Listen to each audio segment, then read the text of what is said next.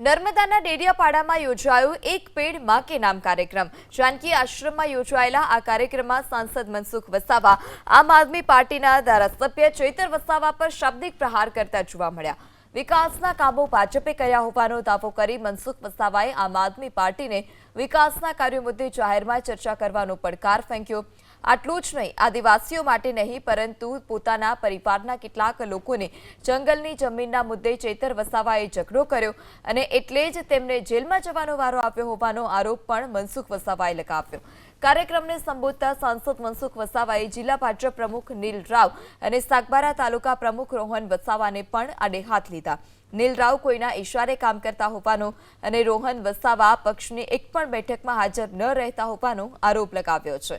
મનસુખ વસાવા તો ત્યાં સુધી બોલ્યા કે પક્ષમાં કોઈ આડો અવળો જતો હોય તો બધાએ ભેગા મળીને તેને ધક્કો મારીને પક્ષમાંથી કાઢી મૂકવો જોઈએ। વિકાસના કામો છે એ આમ આદમી પાર્ટીએ કર્યા, ચૈતર વસાવાએ કર્યા।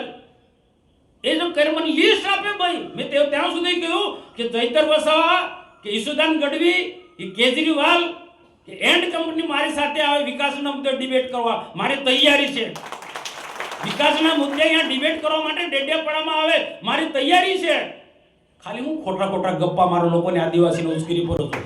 લોકોના માટે જેલમાં ગયો, લોકોના માટે જેલમાં ગયો, જંગલની જમીન માટે જેલમાં ગયો। હવે લોકોના માટે નહીં, એના ફુલસરમાં આવતા 10-12 લોકોના ખેડાનો પ્રશ્ન હતો, એના તે ઝઘડો કર્યો।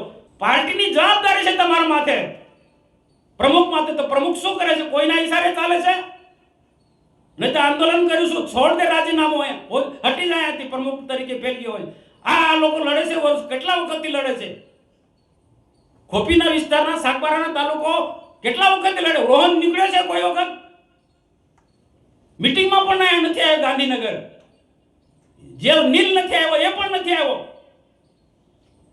એટલું ચૈતર વસાવા કે આમ આદમી પાર્ટીના લોકો નહીં, આવા લોકોને પાર્ટીમાં આપણે નુકસાન કરતા હશે, આદિવાસીને નુકસાન કરતા હોય એવા લોકોની સામે પણ લડવું પડશે। કોઈ પણ નિર્ણય લેવો હોય તો વડીલોને પૂછો ભાઈ।